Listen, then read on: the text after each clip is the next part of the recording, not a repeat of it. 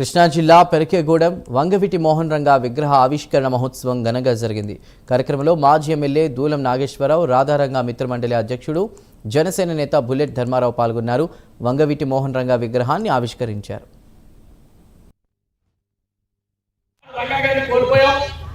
ఈ రోజు నచ్చలేని వ్యక్తి ఎవరైనా ఉన్నారంటే మన పవన్ కళ్యాణ్ గారు.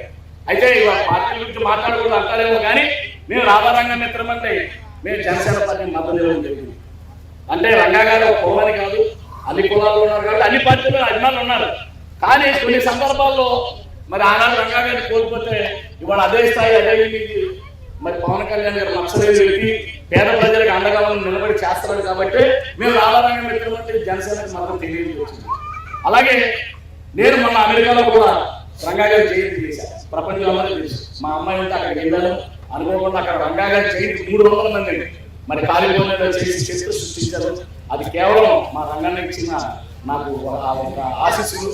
అలాగే రంగా గారు మొదటి నుంచి కూడా కులానికి ఆడికి ఏనాడు కూడా సహకరించేవాడు కాదు.